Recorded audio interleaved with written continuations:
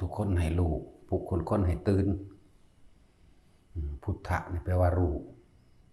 ธรรมะแปลว่าความจริงให้รู้ตามความเป็นจริง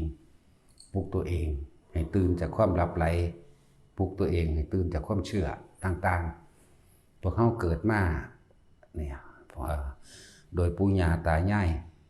พ่อแม่เขากติสอนให้เชื่อเรื่องต่างๆในเรื่องสิ่งศักดิ์สิทธิ์ในเรื่องโชคลาภในเรื่องดูดวงสะเดาะเคราะห์เชื่อผีปูตาเชื่อผีตาแหกเชื่อหลายๆอย่าง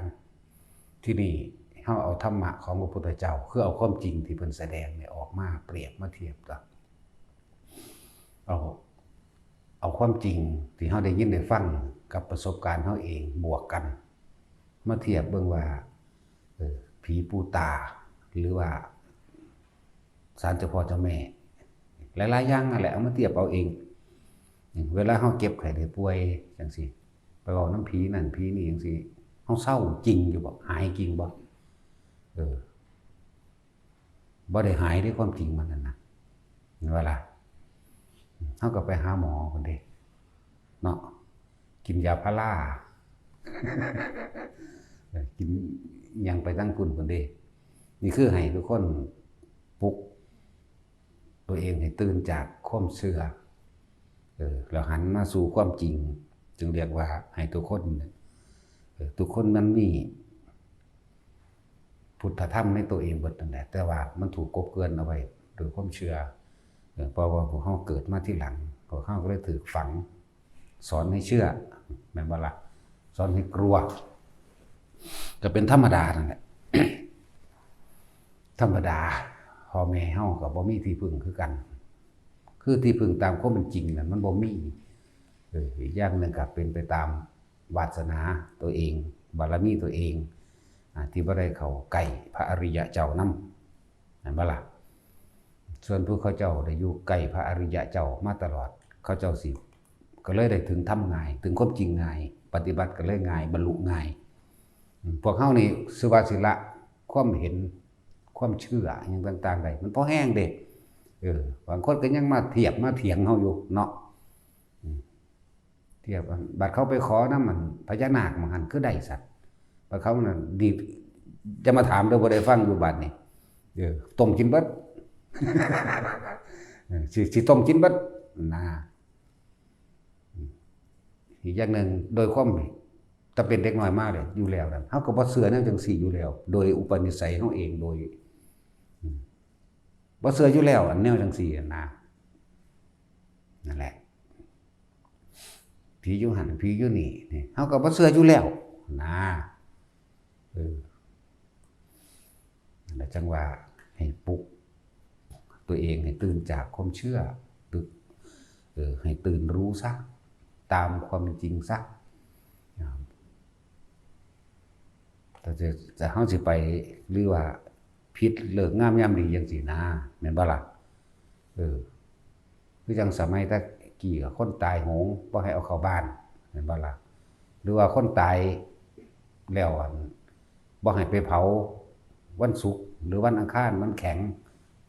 หรือว่าเกี่ยวกับว่าถ้าถึงวันพระก็เผาบ่ได้นั่นบ่ซักก็ไปเลยอยู่หลายมื้อจังซี่นะนั่นแหละมีความเชื่อว่าผิดบ้านผิดเมืองคล่ำล่ะผิดบ้านผิดเมืองหรือสิเกิดเหตุการณ์บ่ดีเกิดขึ้นเฮ็ดให้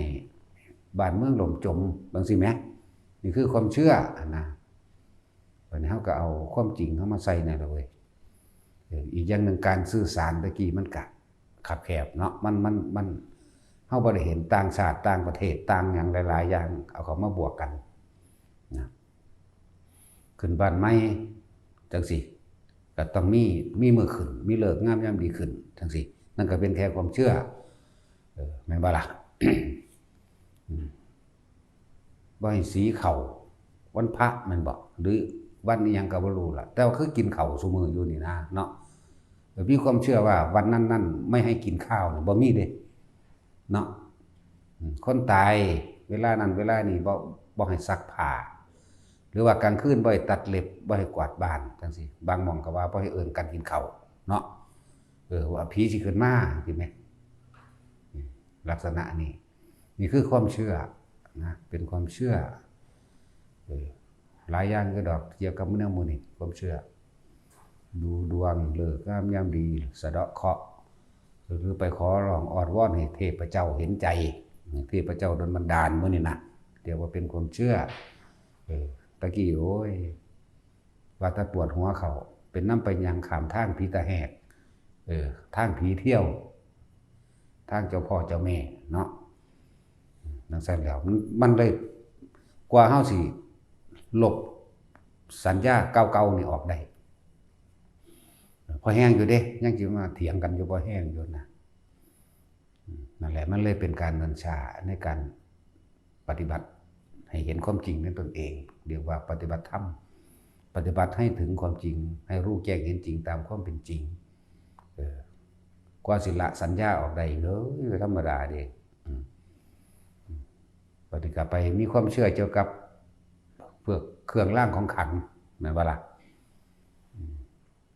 หลายอย่างพวกลงหน้าท้องลงหน้าดากแล้วก็เฮ็ดหน้าท้องมื้อนี้เนาะสักดิ้งสักลายสักเสือสักกระต่ายสักเก่งสักกวางสักเต่า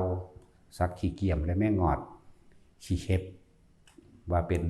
โชคลาภว่าป้องกันเนาะแล้วก็ถือเอาต้นไม้ต่างๆมาเป็นเครื่องร่างมาเป็นเครื่องป้องกันเจ้าของป้องกันภัยเจ้าของบางพวกก็ถือเอาสัตว์เอาแขวสัตว์แขวเสือแขวสร้างเล็บสร้างงอนเงือกจังซี่นะแขวมุตันเป็นเครื่องร่างป้องกันนั่นนี่นะนั่นคือความเชื่อทั้งหมดเลยถ้ามันบ่ตายบ่ได้เด้แขวมันก็เลยแต่มันตันจริงยิ่งบ่เข้ามันก็แขวมันแล่นหนีอยู่ตัวแม่นบ่ล่ะนั่นทีนี่คือความเชื่อกว่าเฮาสิลบสัญญาสักทั้งหลายเหล่านี้ออกได้โอ้ยต้องฝึกต้องหัดแล้วความจริงก็หวาดระแวงยังมีความหวาดระแวงอยู่ในใจเนาะติดแล้วผู้ที่เชื่อพระพุทธเจ้าแหละแต่ว่าความจริงมันยังมีความหวาดระแวงหวาดกลัวอยู่บ่เชื่อก็จะลบลู่ว่าแม่นบ่ซั่นก็นั่นแหละมันเชื่ออันแหละความหวาดระแวงนะจังว่าปลุกตัวเองโดยเอาความจริงที่พระศาสดานำมาแสดงคือธรรมะนี่แหละเอาความจริงเขามาใส่ถ้ามันรู้ความจริงแล้วมันก็เอิ้นผู้รู้ผู้ตื่นและผู้เบิกบานตามความเป็นจริงการทิ้งสัญญาอารมณ์เก่าๆมันก็ทิ้งได้ง่ายตัวเนาะอันนี้มันบ่แม่นที่พอแห้งเดี๋ยวเฮาจะต้องอาศัยการได้ยินได้ฟังทำเรื่อยๆเอาบางหม่องมันธรรมดาเด้เห็นพระเป็นคือโตกาลกินีมันดียิ่งพวกไปค้าขายงูควายจังซี่แต่เห็นพระนี่ซวยยกตีนใส่เด้เรื่องแก่เฮ็ดหลังซวยว่าธรรมดาเด้นั่นแหละพอคนบ่เข้าถึงความจริงคนบ่เข้าถึงตัณหาเข้าถึงความอยากคนบ่เห็นความโลภจนหน้ามืดตามัวเฮ็ดอีหยังเป็นเส้นทางที่ผิดๆนั่นว่าซั่นบ่สละความเห็นแก่ตัวเองออกได้ดอกถ้าบ่มาฟังจังซี่แหละเป็นเพราะว่าเฮาชินชาในการขอต่างๆเริ่มตั้งที่แรกขอให้ผีเจ้าบ้านขอให้ผีปู่ตาขอให้นั่นนี่รักษาขอเหมือนบ่ล่ะไปสะเดาะเคราะห์ก็ขอแล้วก็ไปบนบานศาลเก่ามื้อนี้ขอเนาะ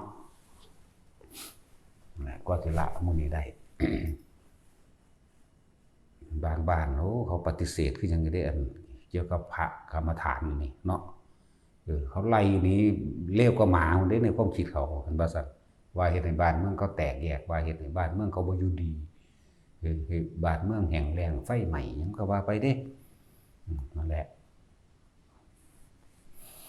ก็ถือเป็นกรรมของสัตว์นั่นแหละที่เขาว่าเขาหาพระธรรมเอง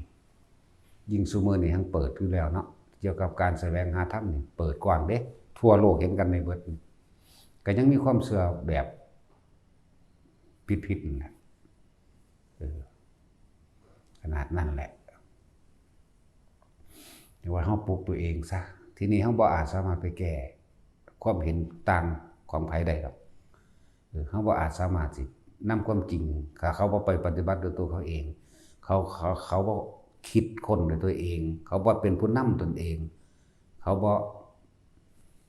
ศึกษาด้วยตนเองเฮาก็บ่แก้ได้ฉะนั้นก็เป็นเรื่องเฉพาะตนไปเลยบัดไผสิเชื่ออยู่จังซั่นก็เชื่อไปแล้วแต่นะเนาะฉะนั้นเฮาเอาเฉพาะตัวเฮาโลดเฮาบ่อาจสามารถไปแก้ความเห็นของไผได้หรอกเฮาบ่อาจสามารถไปบังคับความคิดไผได้เขาต้องนำความคิดเขาเองเขาต้องศึกษาด้วยตนเองแหละมันจึงเป็นเรื่องที่ว่าคนเฮาถ้ามีเมตตาแล้วก็ต้องมีอุเบกขาเป็นที่รองรับต้องมีตัวนี้เป็นที่รองรับตนเองนำแต่เขาไม่เชื่อเราก็ทำอะไรกับเขาไม่ได้เนี่ยก็ว่างไปสัตว์โลกทั้งหลายย่อมเป็นไปตามกรรมของตัวเองกรรมอันเกิดจากการคิดสะก่อนที่แรกคนเฮาสิเป็นไปตามความคิดส่วนมากก็คิดว่าดีนั่นแหละคิดเห็นแก่ตัวนั่นแหละจาก99.99%นั่นบ่ล่ะแต่ว่าเป็นความคิดดีของเขาที่สิคิดที่เสียสละให้ผู้อื่นอยู่ดีมีความสุขเฮ็ดให้ผู้อื่นมีได้อยู่ได้กินดีเฮ็ดให้ผู้อื่นมีอาชีพการเงินการงานที่ดีจากว่าลบ 100% พุ่นแหละที่มาคิดได้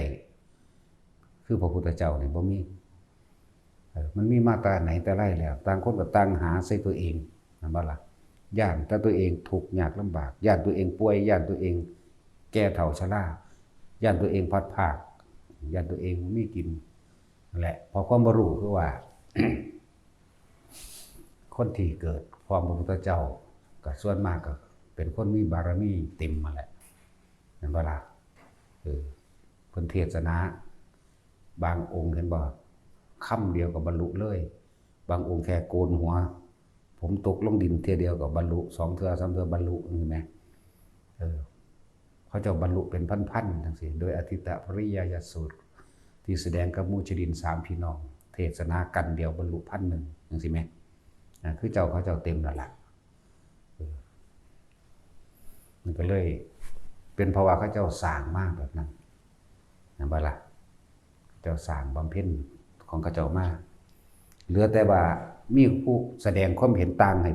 แล้วเขาเจ้าปั้วเลยนั่นแหละตะกี้เขาก็เจ้าก็ถือเอาในชั้นซีว่ามันเป็นที่สุดแล้วมันสบายมันบ่ทุกข์แต่ว่ามันเข้าไปยึดในความสงบอันนั้นแม่นบ่ล่ะพ่อตาพระเจ้าบอกว่าแม้ความสงบก็ไม่เที่ยงแน่ให้เฮารู้ให้เฮาเห็นเปลี่ยนไปซื่อๆแต่เอาความสงบไปแค่เครื่องพักกิจเท่านั้นเนี่ยบัดนี้เพิ่นก็แสดงเรื่องของร้อนตาหูจมูกลิ้นกายเป็นของร้อนราคะขีณาโทสะขีณาโมหะขีณาก็แสดงไว้พอแต่จบกันบรรลุพร้อมกันถึง 1,000 องค์ใช่ไหมยิ่งเป็นเสนาปุโรหิตของพระเจ้ามหาโกศลคือพ่อของพระเจ้าปเสนปุโรหิตผู้นั้นก็เก่งในฌานเด้ไปอาทิตย์เดียวสามารถได้ฮอดสมาบัติ8พุ่นแล้วก็มีลูกศิษย์ลูกหาถึง10,000 คนเมื่อมารับราชการต่อกับพระเจ้าแผ่นดินองค์ที่2ก็คือพระเจ้าปเสนที่โกศลเห็นบ่ก็เลยว่าแก่แล้วขอพักผ่อนได้บ่พระเจ้าปเสนก็อนุญาตก็เลยไปอยู่ในระหว่างริมแม่น้ำแห่งหนึ่งแล้วก็มีผู้ไปบวชนำเป็นหมื่นพุ่นเด้พวกนี้นั่นแหละเอาพระโมคคัลลาไปทำลายความเชื่อหรือไปแสดงฤทธิ์ก่อนไปปราบพญานาคให้ก่อนอย่าว่าคือเขาเจ้านั่นเก่งในฌานเจริญฌานหรือทรงฌานได้พวกนี้ถ้าผู้ใดจิตมีราคะให้ยอมรับตัวเองให้กำเอาดินทรายหนึ่งกำนึงไปกองไว้พอบำเพ็ญไปจิตมีราคะนี่มีคิดถึงผู้นั้นผู้นี้เนี่ยเอากำไว้เลิกเกิดกลายเป็นกองทรายใหญ่พักใหญ่ขึ้นมานั่นแหละบ้านนี้พญานาคตนหนึ่งงูตนหนึ่งเข้าไปหันไปนี่ก็เลยไปเห็นกองไส้ก็เลยไปยึดเป็นที่อยู่ของเจ้าของแล้วล่ะวันดีขึ้นดีมากอะมันกะแสดงบูบาของมันแน่แหละนาคนั้นนะแสดงฤทธิ์เดชแสดงฤทธิ์เดชมันก็บ่เห็นบ่ได้แล้วเขาได้ดอกเด้ออันพวกแต่ฟังว่าเขามีฤทธิ์มีเดชนั่นให้จักว่าล่ะมันบ่ซอยผู้ใดพ้นทุกข์ได้ดอกอันแสดงฤทธิ์เดชแสดงก็แสดงหึงหวงเป็นของทินเข้าใจว่าล่ะแสดงความยึดมั่นถือมั่นนี่ของกูนี่เป็นของกูผู้ใดมาไกลของกูบ่ได้กูฆ่าบ่ เนี่ยเรื่องสี่ตัวนั่นแหละพุทธเจ้าจึงสั่งพระโมคคัลลาไปโหเพิ่นเป็นผู้มีทิฏฐิแรงกล้าพระเจ้าค่ะพระโมคคัลลาว่ากับพระพุทธเจ้าบ่อาจสามารถโดยลำพังตัวข้าน้อยเองบ่อาจสามารถไปซะก่อนเดี๋ยวเราสิตาคนติดตามไปที่หลังนั่นก็ต้องมีเหตุตัวเพราะว่าเอาพระโมคคัลลาไปปราบพญานาคแน่ถ้าว่ามีฤทธิ์เดชก็ถือพระปราบอยู่ไหมเนาะแต่เป็นเฮาสิปิ้งกินเด้ปิ้งหอมๆก็สิแซ่บนะตัดสินกินพระเจ้าแหละไปเดินทางไปก็ไปเห็นปุโรหิตฤาษีนั่นแหละเดินก็ตามธรรมดานักบวชก็ต้อนรับนักบวชเพิ่นก็บ่ได้สนใจเด้ถามหาว่าให้อยู่นำแหน่พักนำแหน่จะคืน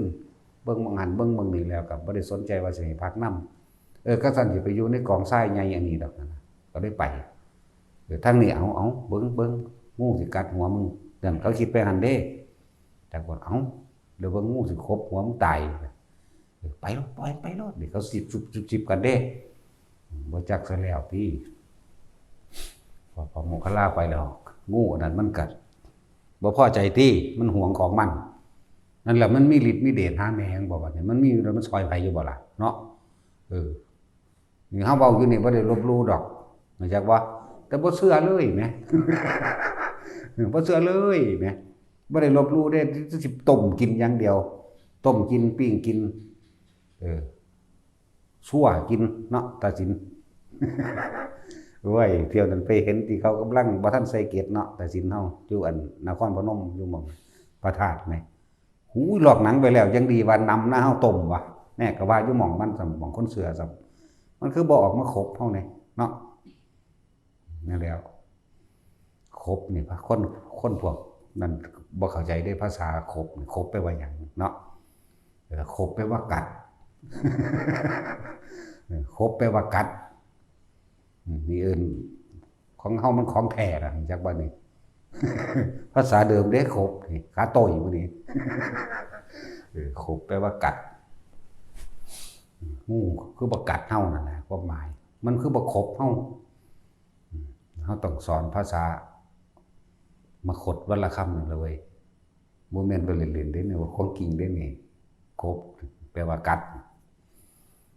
นี่ภาษาเก่าเป็นซั่นล่ะ นั่นแหละพระโมคคัลลาก็ปราบฤทธิ์เดชลงไล่เรียบร้อยแล้วก็จังยอมสิโลลาภแต่ว่ากระนั้นก็ยังบ่ทันได้ฟังนะปราบพญานาคอันนี้จบลงได้แล้วพญานาคเฮ็ดเป็นตัวน้อยๆซ้ำใส่เดือนนี่แหละเพิ่นก็เทศนานิดหน่อยแต่ว่าเขาก็ยังบ่ยอมจนกว่าพระพุทธเจ้ามาพระพุทธเจ้ามาน่ะพระพุทธเจ้าแสดงธรรมเลยบรรลุ10,000พร้อมกันเบิดเห็นบ่ล่ะทั้งสั้นตัวนี่เป็นปุโรหิตผู้รับใช้พระมหาโกศล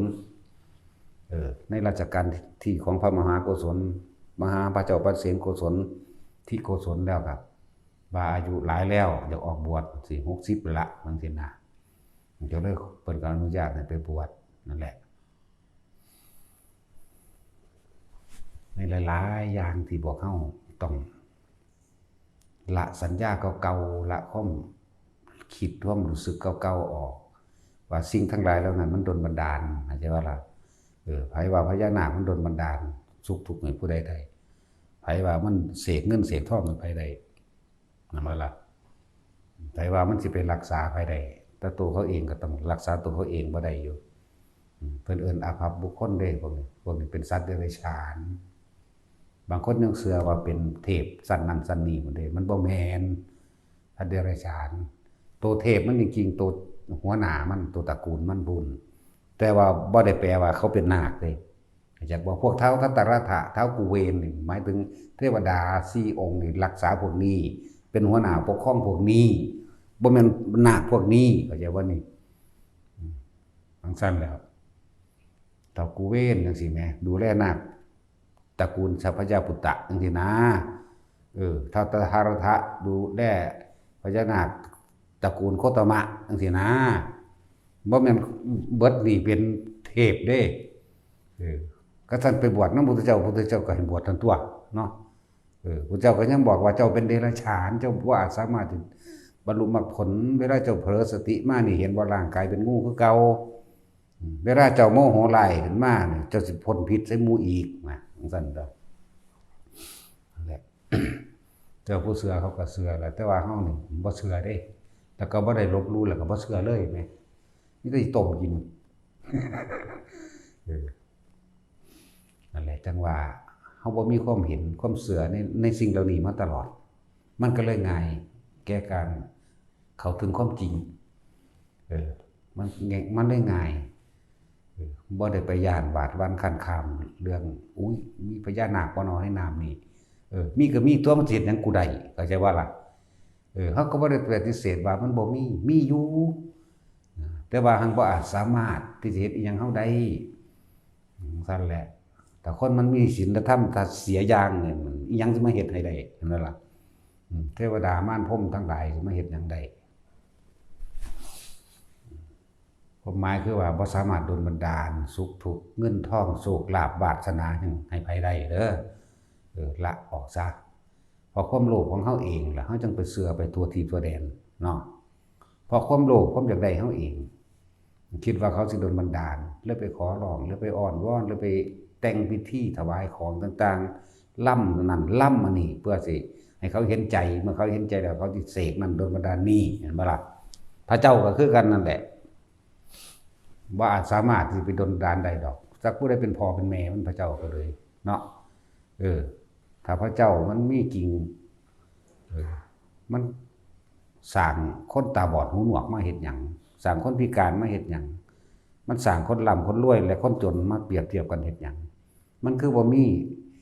อันจิตใจยุติธรรมเสมอกันเนาะคือบ่เฮ็ดให้คนเสมอกันโลดบ่ต้องมีคนพิการบ่ต้องมีคนหูหนวกบ่ต้องมีคนทุกข์คนยากคนจนอิหยังเลยให้รวยเสมอกันตัวแม่นบ่ล่ะแล้วโอ้ยก็อย่าโดนบันดาลให้เกิดสงครามนั่นแหละเลยเว้ยเนาะอย่าโดนบันดาลมันเกิดสงครามแหมอย่าโดนบันดาลมันเกิดน้ำท่วมแหมอย่าโดนบันดาลเกิดแผ่นดินถล่มแหมไฟไหม้หรือพายุใหญ่พายุต่างๆสารพัดหลายสื่อกระดอกเนาะเนี่ยถ้ามันมีจริงมันก็ต้องโดนบันดาลบ่ให้เป็นแนวมื้อนี้มันบ่เป็นความจริงเป็นแค่ความเชื่อเพราะว่าตะกี้เฮาบ่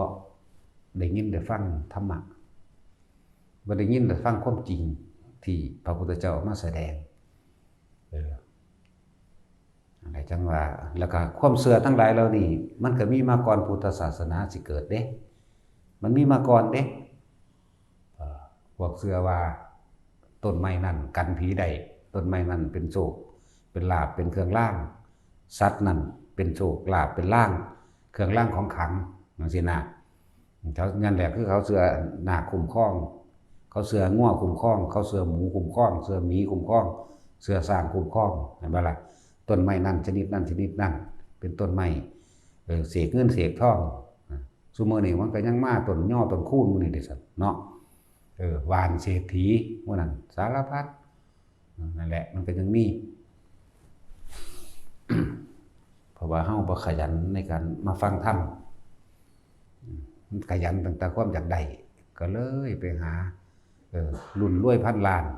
รุ่นรวยทันใจเป็นบริษัทสิตัวเบิดเด้นั่น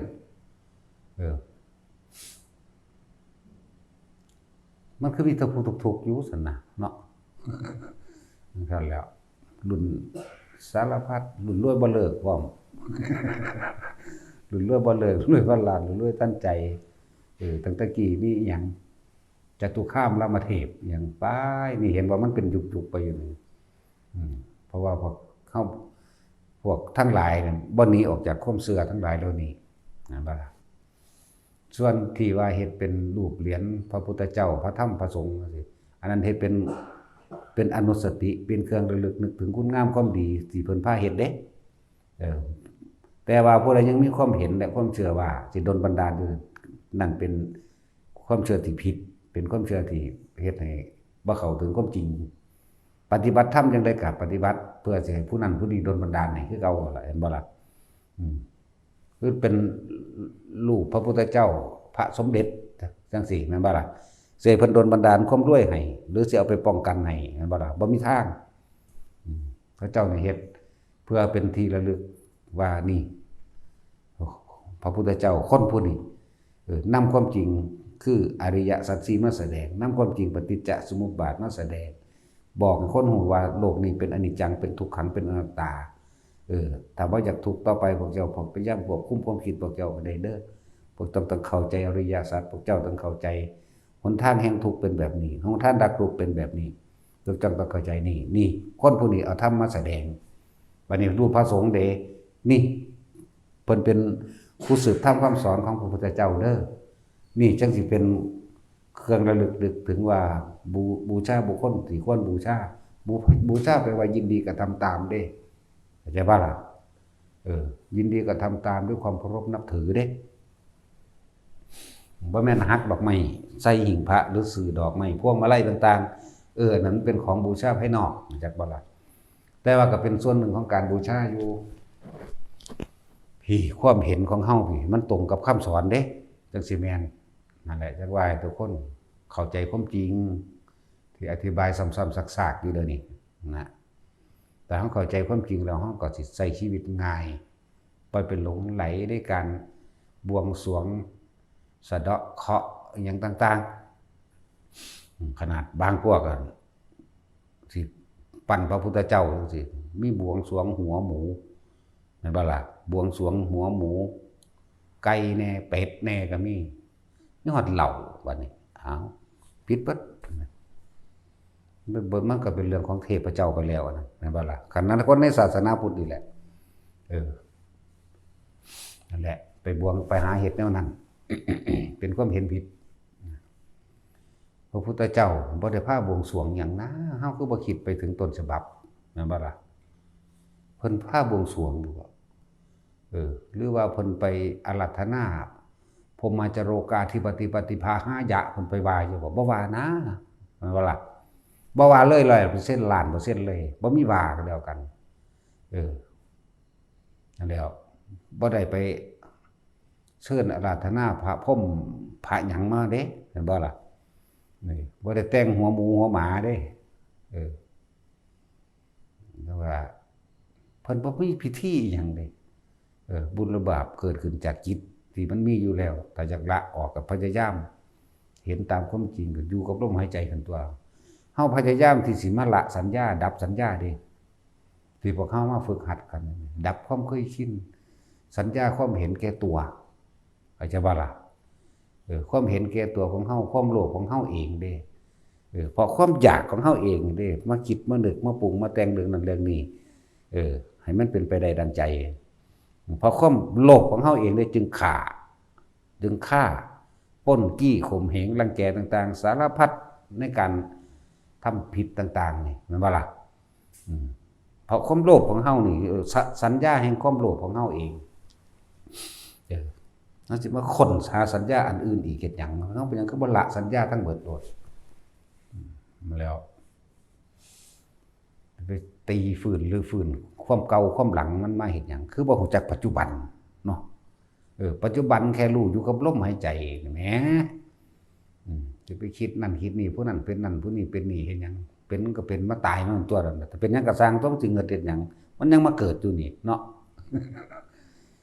นั่นแหละเฮาพยายามที่สิละสัญญาพยายามไปเพียรพยายามไปเพียรพยายามไปมันละได้ดอกเว้ยนะครับมีให้ทุกคนนั่นน่ะน้อมเข้ามาให้เห็นความจริงสัตว์ทั้งหลายนี่เป็นไปตามที่ตัวเองกระทำการกระทำของเฮาอันเริ่มต้นแรกคือการคิดอาจจะบ่ล่ะเนี่ยการคิด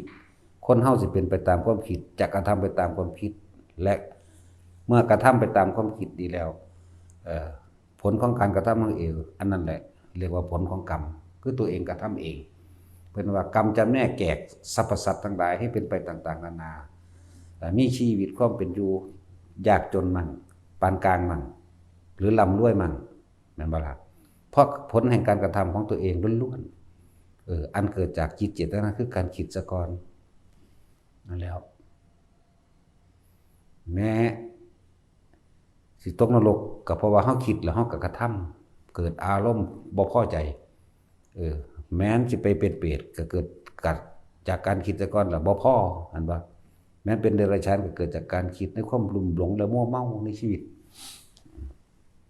แม้นไปเป็นเทวดาก็เกิดจากการคิดว่าการให้ทานเป็นของดีการสวดมนต์เป็นของดีการภาวนาเป็นของดีเข้าใจบ่ล่ะก็เลยภาวนาแหมสั่นตัวการหยุดคิดก็ไปนิพพานเท่านั้นแหละเนาะบอกว่ามันสุดก็ดีนั่นแหละตั้งว่าให้พวกเข้าให้เขาถึงความจริงว่าความจริงบัดนี้คำว่าศาสนาโดยพุทธคริสต์อิสลามหรือศาสนาใดๆทั้งสิ้นก็ช่างแต่ว่าความจริงโดยธรรมเนี่ยเกิดแล้วต้องแก่ต้องเก็บต้องปวดต้องป่วยต้องพัดพรากจากสิ่งที่รักและต้องตายเสมอกันบ่ได้เลือกคำว่าศาสนาเด้แต่ว่ายกตัวอย่างเนื้ออยากให้ซื่อๆได้บัดนี้สัตว์ก็บ่มีศาสนาเด้เนาะช้างม้าวัวควายเต่าปูหอยปลาสิงโตนกค้างคาวอีเกียก็ตามบ่มีศาสนามันก็เกิดแล้วต้องแก่ต้องเก็บต้องป่วยและตายเหมือนกันนั่นบ่ล่ะมันพัดพรากจากสิ่งที่มันหักมันก็เสียใจคือกันคนเฮาไปขึ้นเอาลูกนกแม่มันก็บินแซวไปแซวมาอยู่บนคิดฮอดลูกมันก็เสียใจมันก็ปกป้องลูกมันคือกันเนาะเพราะว่าตั้งแต่ลูกนกล่ะทุกลูกนั่นแหละไปหาเอาลูกงูมาเบิ่งแม่มันว่าซั่นมันบ่นำหอดเฮือนโลดพวกไข่งูมื้อนี่เอาลูกมันนั่นลูกน้อยมันต้องแน่ลูกเสือลูกหมามันนำเบิดนั่นแหละ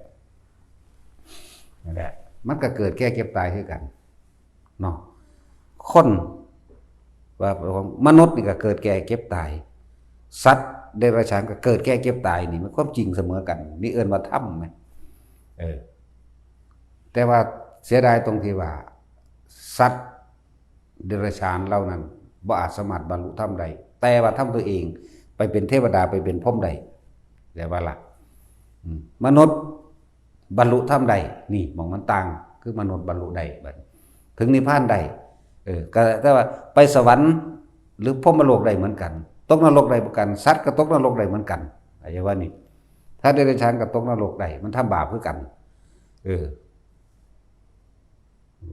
ดูเยอะแยะเธอเว้าเรื่องอดีตนิทานว่าซั่นเสือไปกินกวางก็อาฆาตตายแล้วไปตกน้ำลกน้ำกันสิ้นกรรมตัวหนึ่งก็เกิดมาเป็นกวางก็ว่าเกิดมาเป็นอันแมวอันโตเสือมาเกิดเป็นไก่แมวก็ไปกินไก่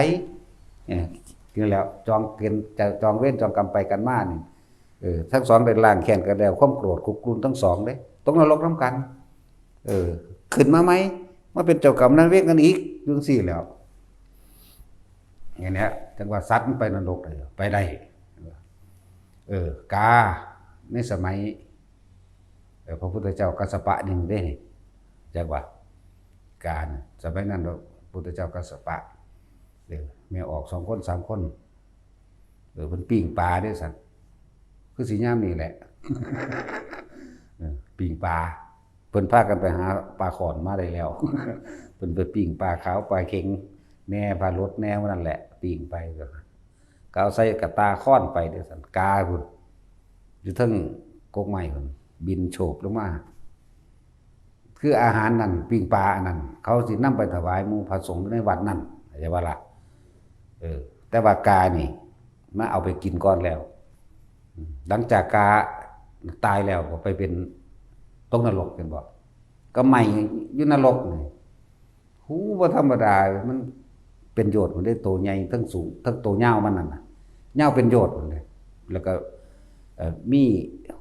ไฟใหม่อยู่เป็นแน่ตกนรกมั้ยกาก็ดีกาก็ตกนรกได้นั่นแหละสัตว์เดรัจฉานแต่ทำแบบนั้นแล้วมันรู้เรื่องอยู่ว่าเป็นบุญเป็นบาปมันก็เห็นแก่กินตามหน้าที่ตามเดรัจฉานตัวพอเดรัจฉานไม่เห็นแก่กินแต่เฉพาะลำพังผู้เดียวนั่นผิดถูกไม่รู้นั่นว่าสั่นตัว ก็ได้รับบาปคือกันวันนี้ในสมัยการคนหนึ่งเต่าเต่าในสมัยพุทธเจ้ายาวนานอยู่อันนี้องค์ใดองค์หนึ่งนั่นแหละพระพุทธเจ้าองค์นั้นเพิ่นสิข้ามแม่น้ำแต่มันมีเต่าใหญ่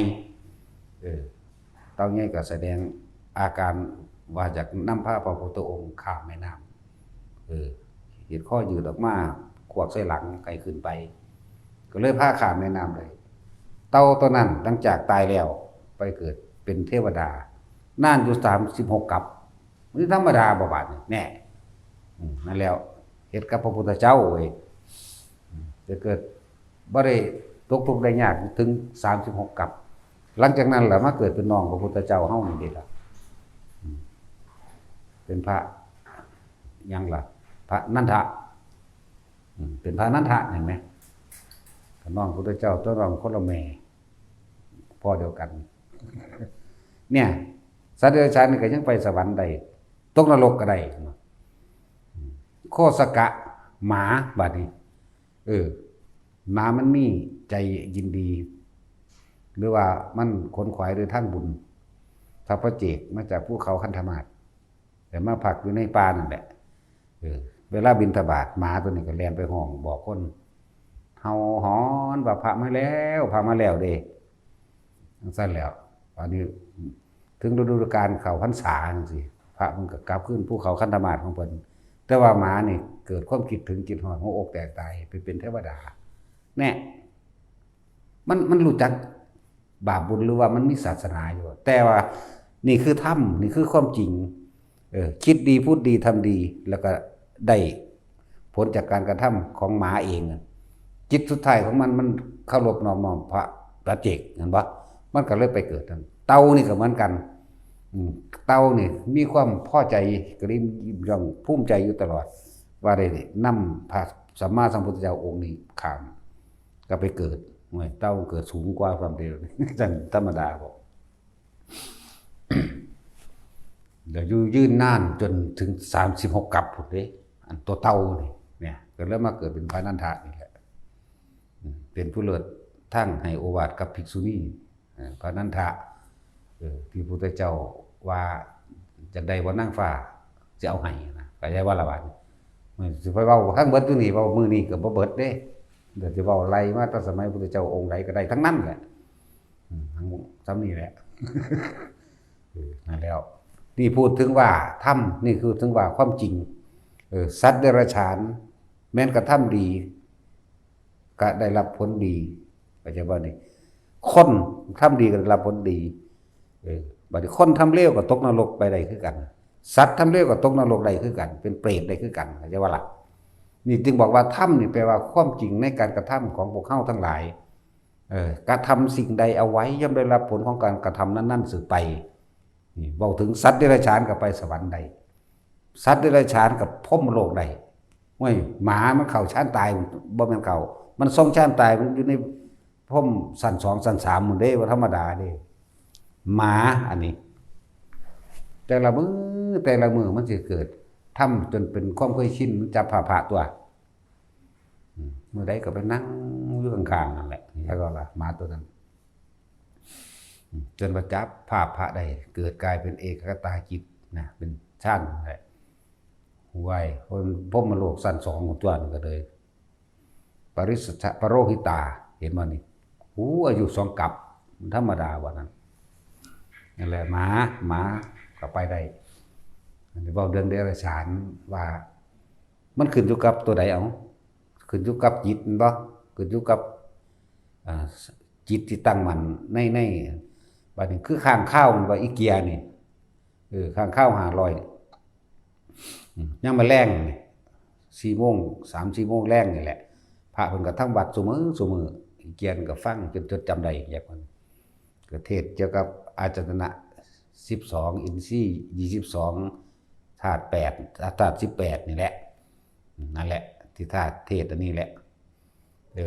มื้อนึงก็เกิดความเพลิดเพลินไปเด้ขานั่นเกาะนั่นผนังถ้ำตกลงมาโมงพื้นตายทั้ง500ไปเกิดในสวรรค์สันดาวดึงส์เฉยนี่พูดถึงว่าเดรัจฉานคือไปได้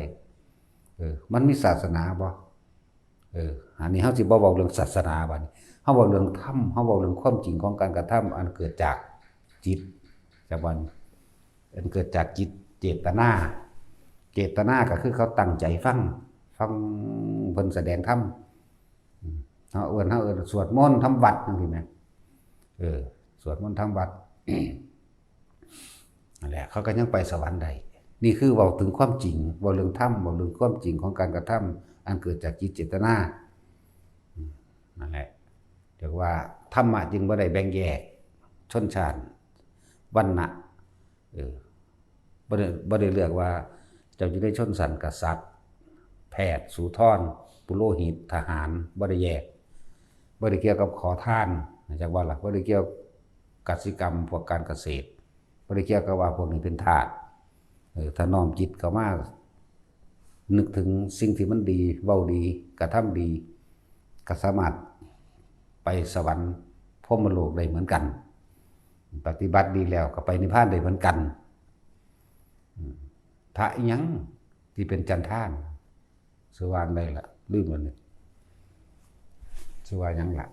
ที่พระพุทธเจ้าบวชขอท่านให้ผู้แรกเลยนะสว่างได้วะแต่ชื่อได้วะบ่ได้ติฮะพระบิณฑโธนั่นเป็นทาสของเศรษฐีเป็นทาสนำหางัวพระบิณฑโธนั่นแต่พระนี่สุทินนั่นแปลว่าอยู่ในซีรีส์ก็ซื้อเดียวกันนั่นนะที่ไปกวาดน้ำให้พุทธเจ้านั่นนะจักซื้อวางได้ล่ะสุมิตรเมื่อ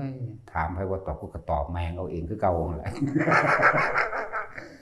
สุมิตรเป็นขอทานนั่นแล้วบัดพระสุมิตรบวชบวชนานกับบรรลุอรหันต์ได้นั่นแน่ก็ต้องสั้นแล้วมันเกี่ยวกันบ่ล่ะธรรมบ่ได้เกี่ยวกับว่าผู้นี้เป็นขอทานเด้แม้กระทั่งขี้ทูตขอทานเดี๋ยวสุปาพุทธะเรียกว่าล่ะบุรุษโลกเลื้อนสุปาพุทธะนั่นบ่แม่นสุปาพุทธะที่เป็นพระเฒ่าพระพุทธเจ้าเฮาเด้บุรุษโลกเลื้อนอันนี้ก็ขอทานพร้อมทั้งเป็นขี้เงินพร้อมก็ยังบรรลุธรรมได้แน่สั้นเลยแต่จังว่าไม่เกี่ยวกับชนชั้นศาสนาใดๆทั้งสิ้นบ่เกี่ยวบ่ได้เลือกหญิงบ่ได้เลือกชายทุกคนเสมอกันเบิดขึ้นอยู่กับการทำจิตของมันเป็นทุกอย่างเกิดจากจิตเด้อรวมอยู่ที่จิตเด้อจิตกับผู้รู้ก็มันก็รู้ในหันทุกคนมันก็รู้เกิดรู้ตายคือกันเบิดนั่นแหละแต่มันบ่ยอมรับซื่อๆแหมเนาะทุกคนมันก็ย่านเจ็บย่านปวดจะป่วยคือกันดอกทุกคนก็เจ็บกับปวดกับป่วยคือกันอยู่ไหมตายคือกันอยู่ไหมแล้วทุกคนก็น้อมแม้ความเกิดเป็นทุกข์คิดเบิ่งก็น่าแม่นบ่ล่ะทุกข์แบบใดวะเนี่ยก็คิดซะเจ้าของตัวทุกข์เพราะว่าหิวอยากกินนั่นอยากกินนี่บ่ได้กินคือเขาก็มีทุกข์เพราะว่าร้อนทุกข์คือสภาวะที่ทนได้ยากทั้งกายกับแม่นนี่ทุกข์มันสองกันบ่แล้วก็ทุกข์ใจกับทุกข์กายนี่แหละมันสองอยู่แล้วเวลาเฮาหิวข้าวหิวน้ำนั่นนี่มันก็เมื่อยมันก็ล้ามันก็เพลียโอ้มันทุกข์เพราะว่ามันหิวข้าวอยากน้ำเมื่อยเพลียเด้มันทนได้ยากเพราะว่ามันเจ็บมันปวดมันป่วยปวดหัวปวดแขวเด้เพราะว่ามันไข้เป็นไข้นั่นไข้นี่เด้ก็ว่าไปตัวเพราะว่ามันเฒ่าแก่ชราเด้ไปยากมายากเด้นั่นทุกข์เพราะว่าอยากได้สิ่งใดก็บ่ได้นี่โอ้นี่มันแม่นความเพิ่นแม่นบ่ล่ะเนี่ยขึ้นอยู่ที่ความคิดของเฮาเองนี่เด้บัดนี้เฮาสิหักมาล้างความยึดมั่นถือมั่นจากบนหักล้างออกละสัญญาออกสัญญาว่าเจ้าของร่างกายนี่เป็นเจ้าของบัดนี้ก็คิดทั้งใจนั่นแล้วเว้ยถ้าว่ามันเป็นเจ้าของคือว่าบังคับว่ามึงจะหิวมึงจะร้อนมึงจะหนาวมึงจะปวดหัวแม้อย่าปวดแขวแต่มันเป็นของเจ้าของอ๋อนี่มันบ่เป็นของเจ้าของเลยผู้ใดก็คิดได้คือกันได้ล่ะนั่นสิยอมรับบ่เนาะแล้วสุดท้ายเราก็ต้องตายไงนั่นแล้วมันก็คิดได้คือกันเบิดนั่นแหละนี่คือความจริงที่น้อมเข้ามานี่จึงบอกว่าการพิจารณา การพิจารณาหรือวิปัสสนานั่นแหละพิจารณานั่นแหละให้มันเห็นตามความเป็นจริงคิดไปนี่เกิดมากกับเจ็บปวดป่วยเหมือนกันเมื่อเกิดมากกับเฒ่าแก่แล้วเหมือนกันเบิดเกิดมากกับตายเหมือนกันเบิดผู้นั้นก็ตายผู้นี้ก็ตายความตายนี่เป็นสิ่งที่หลีกเลี่ยงบ่ได้ไผก็ตายกูก็ตายมึงก็ตายแล้วเฮาก็เห็นคนตายมามากมายมหาศาลแล้วเดี๋ยวนี้เห็นว่าล่ะเฮาก็ยอมรับในมันตัวสัตว์เดรัจฉานก็ตายคนก็ตายนะไอ้ความตายนี่บ่เลือกใครได้บัดนี้ตายทั้งหมดได้บัดนี้เนี่ยมันก็คอยคิดเข้ามามันก็ยอมรับเมื่อมันยอมรับมันก็หาเครื่องอยู่หั่นตัว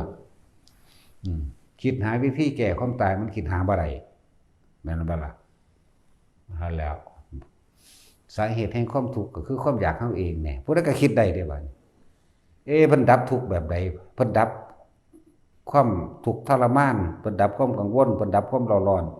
เพิ่นหยุดมันแบบใดอ้าวก็ในเมื่อว่าคนเฮามันเป็นทุกข์คนเฮามันกระวนกระวายคนเฮามันหวาดกลัวสารพัดต่างๆก็เกิดจากความคิดถ้าเฮาบ่คิดซะอย่างมันสิเอาหยังมาทุกข์กันตัวมันน้อมเข้ามาตัวผู้ใดก็ดับได้คือกันแน่มันก็คิดเข้ามาบ่ได้เกี่ยวกับผู้หญิงผู้ชายบ่ได้เกี่ยวกับต่างชาติศาสนาอย่างบ่มีบ่เกี่ยวกันเลยได้ทั้งหมดตะกี้มันบ่ได้มีคำว่าต่างศาสนาอีหยังมากมายเด้เห็นบ่ล่ะแน่ตะกี้ก็บ่ทันได้มีนี่ล่ะอันคำว่าศาสนานั้นศาสนานี้มีแต่พิธีของคนทางพราหมณ์ซื่อพวกนั้นเป็นพวกเจ้าพิธีพระเฮ็ดนั่นพระเฮ็ดนี่พระบวงสรวงพระมีความเชื่อว่าตะกี้ พระพรหมเขาเชื่อว่าพระพรหมสร้างโลกพระพรหมดลบันดาลโอ้ยมีก่อนพระพุทธเจ้าเฮาสิอุบัติขึ้นมาในศาสตร์นี้ซ้ํตัวพุ่นแต่พระพุทธเจ้าเฮาเกิดเป็นงูอยู่พุ่นพุทธทัตหนักใหญ่พุ่นงูความรู้นี่มันมีเฉพาะโพธิสัตว์เด้อบ่แม่นว่ามันสิดลบันดาลได้เบิดเข้าใจบ่ล่ะอันเป็นพิเศษสัตว์พิเศษอยู่แล้วพวกนั้นถ้าผู้ใดอ่านศึกษาโดยตำรามาแล้วว่าเอาลูกแก้วให้จังซั่นจังซี่เฉพาะโพธิสัตว์สัตว์ที่เป็นเฉพาะโพธิสัตว์จึงสามารถจักว่าล่ะบารมีเพิ่นเต็มบ่แห้งแล้วเหลือแต่เศษมันกำไรแสนกับนึงเด้นั่นน่ะไปนำเอาพวกคิดผิดเห็นผิดซื่อๆตัวในถ้าสิเว้าว่า10ศาสตร์สุดท้ายที่จริงมันก็หลายกว่านั้นอยู่ดอกเพียงแต่ว่าเขามาขัดหลอกขัดกรองซื่อให้เห็นชัดเจนเลยว่า10ศาสตร์สุดท้ายบ่ถึงตายหลายกว่านั้นนั่นแหละ บ่แม่นว่าสิดลบันดาลได้ทุกโตดอกมันก็เป็นไปตามบุญตามกรรมของไผของมันเนาะนั่นแหละสร้างคนเถียงว่ะ สัตว์ที่เป็นโพธิสัตว์ที่เป็นเดรัจฉานก็สร้างย่อมมีหยังที่สูงกว่าหมู่อยู่แล้วถ้าเป็นสร้างก็มีกำลังกว่าหมู่ถึง500เชือกพุ่นจังต่ำ5เชือกสร้างตัวเดียวนี่สิมีกำลังยิ่งกว่าสร้างตัวอื่นถ้ากำลังเท่ากับช้าง5เชือกเป็นต้นอย่างว่าล่ะถ้าเป็นคนบางศาสตร์เพิ่นเอานิ้วซี่ซื่อๆนี่ล้มแล้วได้ระนาดไปจังซั่นตัวเพิ่นเป็นทหารเพิ่นบ่ลบดอกเพิ่นบ่ฆ่าแต่ว่าอาศัยพุทธานุภาพอันบุญเพิ่นสั่งสมไว้สมัยการศาสตร์นึงเพิ่นได้ไปบูรณะไปปั้นนิ้วมือให้พระพุทธเจ้าองค์นึงจักว่าพระพุทธรูปนั่นหมายถึงปลายสมัยแล้วปันพังถล่มทลายลงมาแล้วเองเลยเงียงอยู่พอดีนิ้วซี่เพิ่นนิ้วซี่พุทธเจ้าองค์นั้นหักขาดออกเพิ่นเลยเอาดินนั่นน่ะไปปั้นแล้วเรียบร้อยเอามาต่อเบิ่งเฮ็ดจังได๋สิคงต้นนอกเพิ่นเลยเอาไปเผาแกนก็เลยเอามาต่อติดกันด้วยอานิสงส์อันนี้ไปเกิดเป็นเทพฤทธิ์เกิดมาเป็นกษัตริย์จังซี่ก็ซี่เอาเลยล่มละเดระนาดนี่แหละการสร้างพระพุทธรูปมันมีตะกอนนั่นอีกทั้งสั้นแหละศาสตร์ที่เป็นมโหสถทั้งสร้างหลายตัวนั่นน่ะเป็นพุทธประวัติของพุทธกัสสปะตั้งแต่ประสูติตั้งแต่ฝันพุ่นธรรมดาบ่ตั้งแต่แม่ฝันว่าจุติสู่มคันมันดามื้อนั้นมื้อนี้จนว่าฮอดประสูติตรัสรู้และปรินิพพานเข้าใจบ่ล่ะนี่แหละการสร้างพระพุทธรูปมีสร้างมาก่อนนั้นอีกพวกว่าบ่มีคันไปวาดเอาอยู่เนาะเน็บจักหน่อย คันวาดเอาอยู่แม่นบ่ซั่นนั่นแล้วบ่ได้เถียงโดยหลักการแต่ว่าก็เว้าตามความเป็นจริงว่าคือวาดเอาอยู่หั่นนะแต่ไปว่าผู้อื่นบ่ถูกนั่นนะแต่ก็บ่เป็นหยังดอกก็ลงกันอยู่ดอกแม่นบ่ซั่นเจ้าต้องยอมรับว่าเจ้าวาดเอา ยอมรับเอาเน้นตัวแต่จังได๋ก็สร้างเขาก็ปกป้องกันคือเก่านั่นแหละอันนั้นนั่นแหละมันมีมากกว่านั้นอีก เดี๋ยวคนที่สร้างผู้แรกในสมัยพระพุทธเจ้าเฮานี่เป็นไผก็พระเจ้าประเสนที่โกศลเอาไม้จันหอมจันแดงมาสร้างต้นไม้มันเป็นทั้งจันหอมทั้งจันแดงนั่นแหละเพราะว่าสิไปสร้างต้นใหญ่ต้นไม้มันบ่ใหญ่ปานนั้นก็เลยเอามาใส่กันซะก่อนขูดขัดอย่างดีก็ตอกใส่กันซะก่อนจังแกะสลักเข้าใจว่าล่ะจังแกะสลักเป็นรูปเสมอเท่าองค์จริงนั่นแหละพอแต่พระพุทธเจ้าเสด็จลงจากดาวดึงแล้วก็นิมนต์ไปพระพุทธรูปก็แสดงอภินิหารเขามาน้อมเคารพพระพุทธเจ้าองค์คนจักว่า องค์เนื้อองค์หนังเพิ่นก็เลยว่าให้ต้องไปประดิษฐานที่อันสมควรแก่เถิดอาวุโสเรียกว่าล่ะเพิ่นเว้ากับเพิ่นเองว่ากับอันพระพุทธรูปพระแกะสลักนั่นน่ะเนี่ยเพิ่นก็ยังเว้ากันเองเพิ่นถามกันเองก็เป็นเด้ดูก่อนอาวุโสเด้ บ่มีผู้ใดไปกล่าววางสั่นเด้เนาะโอ้ยมีพิสดารเยอะกว่านั้นอีกนั่นแหละผู้สร้างผู้แรกในศาสตร์นี้อานิสงส์สร้างประมาณบ่ได้ก็แล้วกันนะในการสร้างนั่นแหละ แต่ว่าเฮาสร้างทั้งเบิดก็เพื่อเป็นพุทธานุสติเด้เป็นธรรมานุสติพร้อมพุทธะกับธรรมะนี่เป็นของคู่กันพระธรรมมันมีอยู่แล้วเป็นปกติแม้พระพุทธเจ้าสิเกิดบ่เกิดก็สร้างคนทำดีก็ไปดีคนทำเลวก็ไปเลวสัตว์ทำดีก็ไปดีสัตว์ทำเลวก็ไปเลวคือกันนี่เรียกว่าธรรมที่มันมีอยู่แล้วแต่ว่ามันบ่ได้ค้นพบมันบ่มีผู้ใดนำออกมาแสดงได้มีพระพุทธเจ้าผู้เดียวพระพุทธเจ้ากับพระธรรมแล้วเป็นอันเดียวกันนั่นแหละแล้วเฮาสร้างในฐานะการระลึกนึกถึงบุญคุณของเพิ่นต่อเพิ่นเป็นผู้จำแนกแจกธรรมออกมาให้พวกเราเห็นเอิ้นว่าอุเทศิกะเจดีย์สร้างอุทิศเพื่อก็ว่าสร้างเพื่อระลึกนึกถึงคุณของพระศาสดาเอิ้นอุเทศิกะเจดีย์จักว่าล่ะบางที่เฮาก็สร้างในนามธรรมเจดีย์นี่บุคคลผู้นี้เป็นผู้นำธรรมความจริงมาว่าธรรมเจดีย์สร้างให้เป็นรูปเหมือนพระพุทธเจ้านะหรือว่าเรียกว่ารูปร่างหน้าตาคือบ่คือเพิ่นเคยเห็นบ่เคยเห็นโพดหังบ่แม่นชาตินี้ ถ้าสิเอาชาตินี้ก็เคยเห็นโพดคือเก่าแต่ว่าก็เห็นไผเห็นมันเนาะเฮาชาตินี้เฮาเห็นพระเจ้ามาแล้ว 3,584,392 พระองค์และแถมซ้ำเคยได้บวชนำเพิ่นเป็นเอหิภิกขุบวชโดยปาก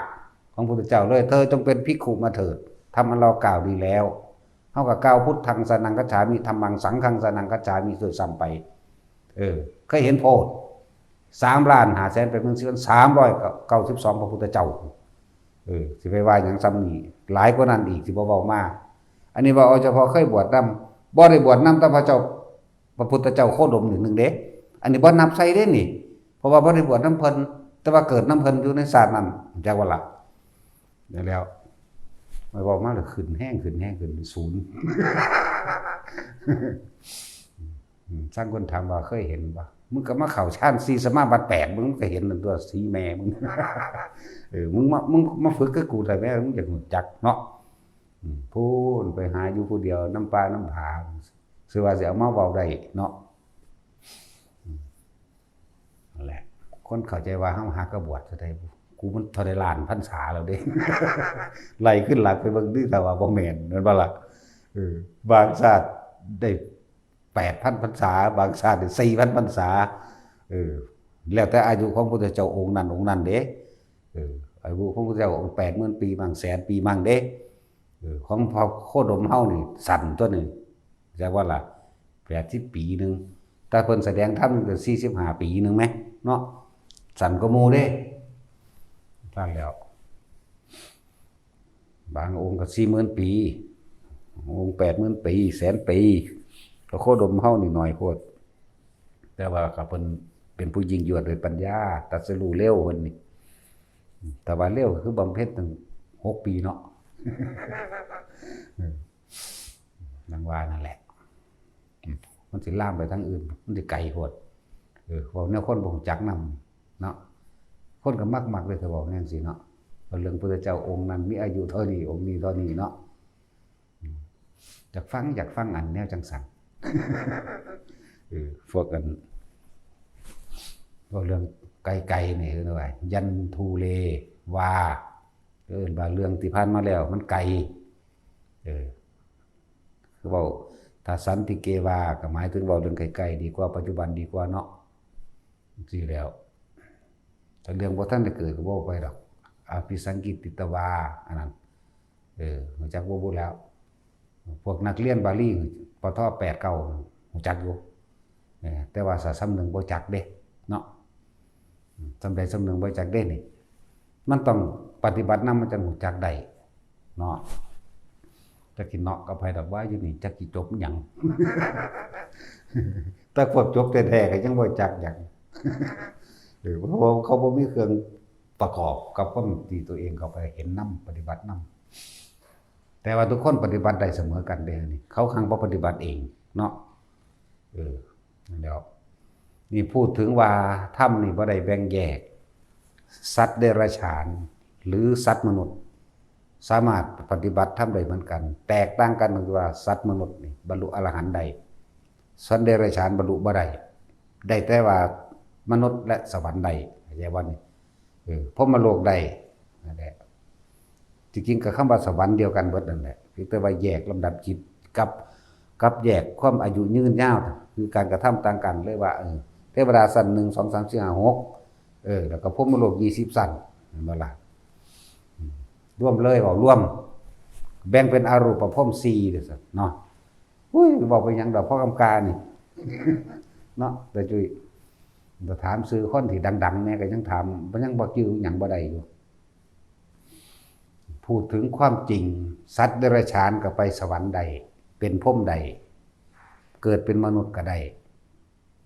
บัดนี้มนุษย์กับตกนรกได้เห็นว่าอะไรไปสวรรค์ใดเป็นพรหมใดคือกัน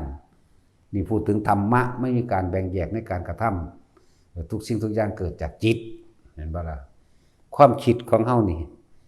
ก่อนที่สิตายบ่ได้ไปคิดถึงเรื่องใดก็ย่อมมีที่ตั้งกับเรื่องนั้นแต่ว่าที่ปรุงแต่งนึกคิดไปนั่นเป็นอารมณ์จังสิแบ่งปันออกแจกออกไปเป็นภพต่างๆเป็นนริยคติรูปบ่เป็นเทวภพบ่ก็ว่าไปว่ากามภพรูปภพอรูปภพยังมันยังแบ่งอีกอยู่เด้แต่ว่ากามภพนี่ยังแบ่งลงมาอีกอยู่เด้สวรรค์6ชั้นเด้อมนุษย์เด้อแล้วก็อบายภูมิเด้อเรียกว่ากามภพนี่มันยังมาแบ่งอีกอยู่รูปภพเด้อพรหมโลก16เหมือนว่าล่ะอรูปภพเด้อพวกอรูปภพ4ก็ว่าไปอีกอยู่นั่นแล้วจักสิเว้าไปหยังปานนั้นเอาแค่ว่าอยู่ในหูดังหายใจเข้าสูดออกมันก็เฮ็ดได้พอดีเนาะให้ทุกคนพิจารณาความจริงธรรมะแปลว่าความจริงเกิดแก่เก็บตายเสมอกันทั้งมนุษย์และสัตว์เดรัจฉานแต่ก็ถ้าคิดดีกระทำดีทั้งมนุษย์และเดรัจฉานก็ไปสวรรค์พรหมโลกได้เหมือนกันถ้าคิดชั่วก็ทำชั่วก็ตกนรกได้เหมือนกันแล้วจะแปลกประหลาดจึงขึ้นคือฝันเห็นพวกแบกแผ่นหินนั่นนะหิน2 สั้นปลอมเด้แผ่นดินเป็นจังสีนาแล้วมันมีสั้นน้อยอยู่ทางบนอีกเด้จักสิเป็นไผมาขอความช่วยเหลืออีหยังกูเนาะบาดนี้เนาะว่าแบกเฮ็ดค่อยอีหยังละแง่งอยู่มีไฟพร้อมแต่ว่าบ่เป็นไฟลุกเป็นไฟทานแต่ว่าเป็นไฟทานบ่แม่นไฟลุกนี่บ่ฝันหรือสิบ่ฝันก็ได้เด้บ่เงิดไผเด้เว้าพ่อบ่ให้เขาด่าหลายซื่อดอกแต่ว่าด่าก็สร้างโคตรแมงดอกว่าเนาะเว้าเรื่องฝันมันเห็นชั่วขณะเดียวเห็นบ่นานถามบ่ได้มันปากบ่ได้ก็เลยแล้วไปเลยคือกันถามอยู่มันหังเว้าบ่ได้มันเหมือนกับกระชากไปก่อนนะบ่ได้เดี๋ยวมันมาอีกก่อนมาบ่มาก็สร้างเด้บ่ได้คิดหาเด้เขาบ่ได้ไป ลื้อฟื้นสัญญาเก่าๆเด้เพียงแต่มันพูดไม่เว้าก็เว้าไปซื่อเด้เฮาบ่ไปลื้อฟื้นสัญญาเก่าอดีตเก่าๆเฮาบ่ลื้อฟื้นเด้มีแต่ลืมเบิดมีแต่เอาปัจจุบันมาว่ากันเท่านั้นเด้แล้วมื้อนี้มันเป็นแผ่นหินแต่แผ่นดินนั่นแหละพวกโกงขี้ดินพวกนั้นโกงขี้ดินนั่นแหละใหญ่เติบอยู่เด้จะว่าบานๆเฮ็ดข้อเอียงพร้อมเป็นแผ่นแล้วก็มีสั้นที่2พร้อมสั้นน้อยทั้งบ่แม่นน้อยๆเพราะสำนึงเฮาคิดเอาเด้ นั่นแหละตัวสิรวยมันได้ก็สร้างแต่เจ้าบ่จักพ่อเจ้าก็ไปเป็นตกนรกไปเป็นเปรตแบบนั้นแหละจะไปหาโกงเอากินของเขาอยากว่าล่ะยศถามรศักดิ์อำนาจอย่างต่างๆมันบ่ได้แม่นเครื่องป้องกันนรกใดเด้คุณธรรมความดีที่พวกเฮาเฮ็ดจนเกิดความเคยชินไปเด้จิตสุดท้ายคนเฮามันชินกับเรื่องใดมันสิคิดเรื่องนั้นเด้เนาะบัดนี้เฮาคือบ่ชินกับเรื่องล่มโลดจังสำบายเนาะฝึกให้มันชินฝรั่งอังกฤษเขาก็บ่ได้รู้ธรรมะหยังเด้ล่ะแต่ว่าเขามาฝึกสมาธินำเฮาเนี่ยเขาก็สามารถรู้เห็นนั่นนี่ได้คือกันเห็นบ่เกิดความสงบได้คือกันเห็นตามความเป็นจริงได้เหมือนกันผู้มีอุปนิสัยวาสนารู้ล่วงหน้าก็รู้ได้เหมือนกันรู้ล่วงหลังก็รู้ได้เหมือนกันนั่นว่าซั่นแล้วที่ไปว่าหยังจึงบอกว่าธรรมะนี่เป็นของกลางบ่มีแบ่งบ่มีแยกชนชั้นศาสนาบ่มีเรียกว่าธรรมแต่ว่าเป็นหยังคือว่าศาสนานั้นศาสนีเพราะว่าแสดงอัตลักษณะให้มันออกจากกันออกจากแบ่งออกมาซื่อๆว่านี่พระภิกษุนักบวชเป็นแบบนี้ผู้สินำธรรมะคำสอนต้องมาออกจากแบบนี้แต่ศาสนาอื่นๆเขาก็สอนโดยมีลูกมีเมียด้วยซ้ำนั่นบ่ล่ะเขาจะเอาหยังมาสอนเรื่องนิพพานก็มีแต่บอกว่าพระเจ้าสิมารับเอาเท่านั้นเด้อล่ะแล้วก็พิสูจน์ก็บ่ได้อีกพระเจ้าจักไปเป็นพ่อเป็นแม่มันเนาะจะเกิดในตระกูลใดนามสกุลวางใดบุเนาะมีแต่อ้างเอาซื่อของเฮากันมีเด้พอชื่อว่าสุโธธนะแม่ชื่อว่าสิริมหามายาแม่เลี้ยงชื่อว่าประชาบดีเมียชื่อว่าพิมพาลูกชื่อว่าลาหุนแน่เฮาก็ยังมีอยู่เกิดอยู่พุทธกรุงกบิลพัสยังก็ว่าไปตัวแม่นบ่ล่ะมีสำเนาสมโนครัวอยู่เด้ล่ะ เกิดอยู่ในระหว่างท่ามกลางเมืองกรุงเทวทหะนี่เป็นเมืองแม่กบิลพัสเป็นเมืองพอพี่มาออกอยู่ตรงกลางพอดีบ่ได้ออกเมืองใดเมืองหนึ่งอยู่ระหว่างเส้นเขตแดนพอดีว่าซั่นนั่นแหละมันก็เพิ่นก็ยังมีสำเนาทะเบียนบ้านอยู่ คือมันพิสูจน์ได้เด้อพวกนี้พิสูจน์โดยพยานหลักฐานได้และทุกคำกล่าวที่บันทึกไว้เห็นบ่สมัยหนึ่งพระผู้มีพระภาคเจ้าประทับอยู่แน่ประทับอยู่ไสเชตวเนนี่คือวัดเชตวันนี่มหาวิหารนี่แล้วเทศนาให้ไผฟังนี่มีเพิ่งพยานบุคคลมีเทั้งพยานหลักฐานขี้ดินขี้ดอนอยู่นั่นเห็นบ่ซั่นอันนี้มีแต่ผู้ใดผู้สั่งเอาสั่งหาแม่มันบ่สิตัวเบิดนั่นแหละเนาะพิสูจน์คนก็พิสูจน์บ่ได้ถ้าพระเจ้ามันมีจริงขอได้จริงนั่นโลกนี้บ่มีสงครามนั่นคือมันบ่มีมันเกิดจากความโลภของเจ้าของเองเกิดจากความเห็นแก่ตัวของผู้นำเอาศาสนามาอ้างแต่มันมีก็บอกมันมาฆ่ากูได้แม่ท่านพระเจ้านั่นสู้จะมาฆ่ากูได้กูฆ่าได้อยู่คนนั่น แต่ว่าเอาแนวพิสูจน์บ่ได้นั่นน่ะเห็นบ่ล่ะแล้วโลกนี้ถ้ามีพระเจ้าและโลกนี้ถ้ามีการขอจากสิ่งศักดิ์สิทธิ์ได้จริงบ่มีผู้ใดทุกข์เลยเด้อบ่มีคนทุกข์บ่มีคนเจ็บไข้ได้ป่วยแล้วก็บ่มีคนแก่แล้วก็บ่มีคนตายเสมอกันปึ๊ดเห็นบ่แต่ตามความเป็นจริงแล้วสิ่งที่ไปขอได้มาได้ทุกตามที่ขอบ่มีหม่องกองไว้โลกนี้บ่มีหม่องสิวางของที่คนขอเด้น้อยๆนึงในโลกนี้แม่นบ่ซั่นเพราะว่าคนขอสิ่งศักดิ์สิทธิ์ขอพระเจ้าหรือขออีหยังก็แล้วแต่มันหลายจนจำบ่ได้เนาะนี่มันคือความจริงที่เฮาเห็นอยู่ว่าขอก็บ่ได้ทำพิธีถวายของบวงสรวงขอร้องอ้อนวอนบูชายัญต่างๆสารพัดหลายแบบหลายอย่างที่เฮ็ดมาบ่ได้แหม ซ้ำนี่ก็คิดบ่ออกบ่เนาะแต่มันขอได้ก็ขอให้เขาหยุดสงครามเถอะแม่นั่นบ่ล่ะมีแต่สร้างสงครามซั่นตัวคือบ่ขอให้เซายิงกัน ขอให้มันเศร้าสงครามไงขอให้ทะเลทรายไกลเป็นป่าหรือเต็มสมบูรณ์มุ่นพร้อมโดยอาหารไงคือบ่ขอจัดเนาะนั่นแล้วก็ยังว่าสัตว์โลกเป็นไปตามการกระทำของเจ้าของเอง